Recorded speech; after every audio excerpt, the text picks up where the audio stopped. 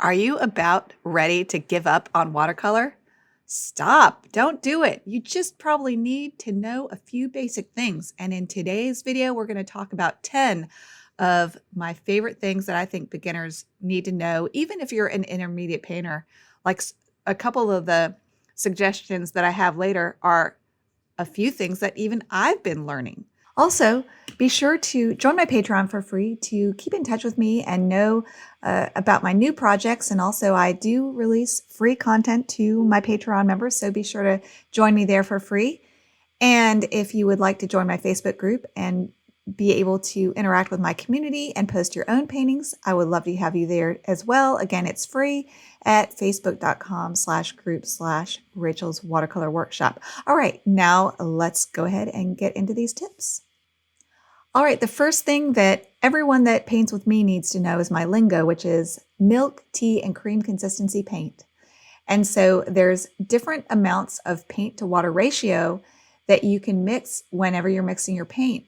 And basically, the more water that you add to your paint, the lighter that paint will dry. So where you want really light, delicate values, you add a lot of water, which is tea consistency.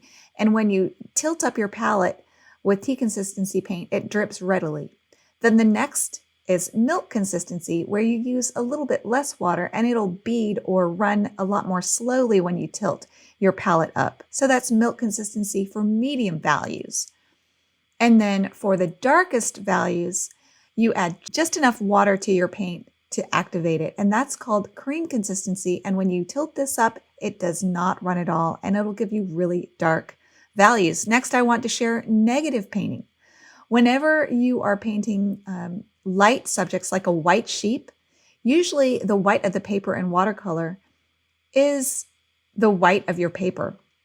And if you're painting a white sheep, that means you paint around the sheep, otherwise known as the mysterious negative painting.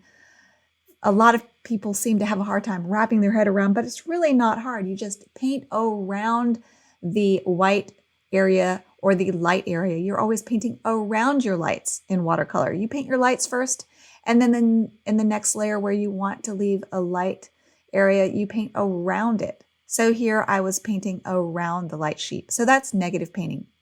Another thing you don't want to do when you're painting watercolors is to have puddles. Here, one of the ways I got rid of my puddles was to tilt my painting up and then suck it up with what I call a thirsty brush, which is a damp, wrung out brush that will suck up your puddles. You don't have to necessarily tilt your palette up, but this is one way to get rid of the puddles, because if you try to paint onto a puddling area on your watercolor paper, it will just bloom out of control and you won't have any control of where your paint goes. Sometimes you want that, but rarely. Usually you don't want to paint onto puddles. You want to paint onto some semblance of wet or damp or dry paper. Another thing that I'm learning, this is brand new knowledge to me, is to, in any one area, have a dance of warms versus cools. Don't worry about getting your colors perfect. Be more worried about getting your lights, mediums, and darks correct. And another thing to worry about more than color is just make sure you have different versions of a color. Warms versus cools versus just straight green. So here you see how I painted or I mixed 3 different piles of paint. When I was getting ready to paint these leaves, I didn't want them a flat green. And so often you'll see beginners paint any area a flat color. For example, if they're painting a leaf, they'll make that leaf all a flat medium green, as opposed to having some yellow green in part of the leaf and then a blue leaning or cooler leaning green in another part of the leaf. And if you look at these leaves here, you see how as you move across each leaf, they go from warm to cool, back to warm. And of course, I painted negatively around some of the veins too. So the white parts you see in my leaves there, I painted around the veins to give them even more character. But what gives these leaves an organic look and also the color looks like it's dancing is with each brush stroke, I would pick up a cooler green or a warmer green. Cooler green has more blue in it. Blue is ice, the color of ice. So whenever you think of cool, think of ice. And warm is like the sun. The sun is yellow. It's warm. And this dance between warm versus cool really will enliven your color.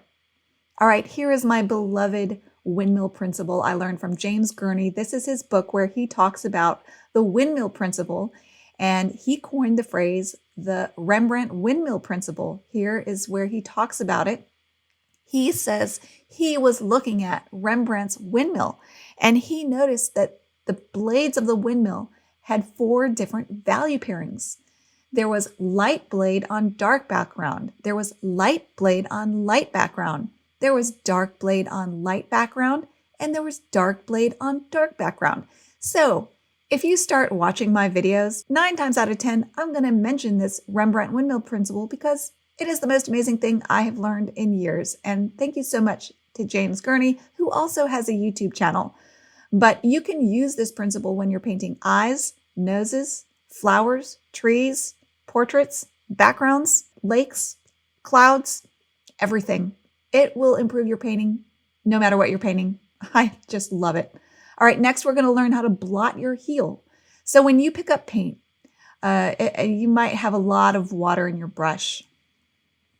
And so what I like to do is I pick up my paint. I have milk consistency paint there. I'm going to paint a berry. A berry is very controlled, so I'm blotting my heel, not my tip. And after you blot your heel, you can pick up more paint with your tip. And that will give you control when you're painting tiny little places like this. Like these berries are tiny, and I was painting around a little tiny glint in the berry, painting around that light, remember? But you can't do that if you don't blot your heel, because if you don't blot your heel, when you touch your brush to the paper, the water will rush out in a puddle onto your paper and you will lose control. So that's why you want to blot your heel. Charles Reed likes to shake his brush. I like to blot my heel. All right, here is how you build up a watercolor painting. In general, this is just the textbook way of building up any painting. First, you paint your lights. And so here what you see me doing is I got the nose of the sheep wet, and then I'm dropping in or charging in very watery red. I let that completely dry. You let it completely dry. And this is not just for a sheep nose. This is for any painting in watercolor in general. The next layer you can do, I'm actually breaking a rule. I'm putting in my darks next. Everything is completely dry, allowing me the control I need to put in these hard, dark features of the nose and the mouth. So you work in layers in watercolor. You let each layer dry completely before you do the next layer. And I call this mapping in, by the way, when I paint in the main features like the nostrils. And then in this next layer, everything's completely dry again. So the nostrils are dry, the light pink is dry, and now I'm going to paint in the medium colors, which is kind of out of order. But when you let your layers completely dry, look how you can paint over these dark areas and they will stay in place because they're set. It's like they set up if your watercolor dries, and then you can paint over them with whatever you want. And because watercolor is transparent, the nostrils can be seen underneath, shining up through this milk consistency layer. And so that's how most watercolorists work. They work in layers and build up the colors, the textures, and the values by painting in successive layers. All right, here's another idea that a lot of beginners, I think, don't realize happens, and that is the push and pull of a painting. You don't paint a painting like a fill in the blank or a 1, 2, 3 in order kind of process for your painting. You might put something down, hate it, and then you blot it back up. And this is a perfect example. I'm about to paint a little pine cone, and I'm going to hate it. And so I'm going to paint the pine cone, and then while it's still wet, I'm going to take a tissue and I'm going to blot it up. And this is just an example that I like to share with my beginners because they think, oh, you can't make mistakes. You just have to put it down and leave it alone. And if you don't like it, tough cookies. Well, that's not how it works. You don't have to put up with something you don't like. You can blot things up. If I wanted to erase that pine cone even more, I could have flooded that area with water and blotted it even more. And that's the push and pull of painting. Another thing that I love to do, and I share this love with Mary White, who's a very accomplished painter. You hear painters say, just put it down and don't mess with it. Well, I don't agree, and neither does Mary White. And if Mary White thinks it's okay with me too. I'm kind of a Mary White fanatic, so if you don't know who she is, definitely check her out. But so this is what I love to do is I like to use what I call or what are called stiff or soft scrubbers. And what you do is, like for example here, my eyes were a little flat black, and I like to have the bottom third of my eyes, usually no matter what I'm painting, to be lighter. So you let your paint completely set up. You moisten your stiff scrubber or your soft scrubber of choice, whatever scrubber you choose is right for your paper, and you can rub at areas to soften edges, like I'm softening the edge right here. I lightened the bottom third of the iris of the sheep just a minute ago, and now I'm softening the chest of this sheep here because it was way too textured and way too much light on dark contrast. It was calling too much attention to itself. This area needed to be softer. So it's the perfect candidate for scrubbing. And so that's one of the reasons, many reasons why I love Arches cold press, because you can use a stiff scrubber. You can scrub the snot out of it. And then after you let everything dry, you can paint on top of it and the paper is not damaged. Not all papers will allow you to do that. For example, Stonehenge hot press, which I love, will not take any amount of stiff scrubbing. The paper will pill and be damaged. And then if you try to paint on it, it will just, it won't take the paint properly and it won't look good. But you can use soft scrubbers on Stonehenge and it lifts beautifully. So you also have to know what paper you're working with to know whether you can use a stiff scrubber or a soft scrubber, or if it will not allow scrubbing at all. Some papers won't allow you to lift at all after the paint is dried and set. But I love my scrubbers. And my last tip is don't underwork your painting. And this is an appropriate time to talk about it because scrubbing is often one of the last things that I do on my paintings to soften, dreamify, blend edges. And I see beginners make this mistake all the time. I am on a lot of Facebook groups where beginners post their work and they're like, I think I ruined this painting. I give up. But what they have is an underpainting. They think they paint one layer and then their painting is done. But what they've done is paint an underpainting and they haven't finished their painting. And I think it's a myth that especially persists in watercolor, and that is don't overwork your painting. The bigger problem I see beginners having is not going far enough, not pushing their painting far enough. And if you don't give your painting the time it deserves to keep pushing, keep fixing things that bug you, keep working on that painting, give it the time it deserves to finish it, and at least see if it will come to fruition. That is exactly what happened with this painting of this sheep, believe it or not. I got to the stage of the painting where I had that right garland done on the right side of the painting, and it just looked so weird and awkward, and I just kind of hated it, and I was kind of exhausted, and so I slept on it. The next day my parents came over. They're like, oh, that's so pretty. I'm like, really? But what about that? What about that stupid garland just floating in the bottom right quadrant? What does that even mean? And they're like, you just need to finish it. And I finished it, and I was even surprised that I almost let this one go because it turned out really well. I was really happy with it. So you have to keep working your painting. Don't give up too soon. Build up those layers.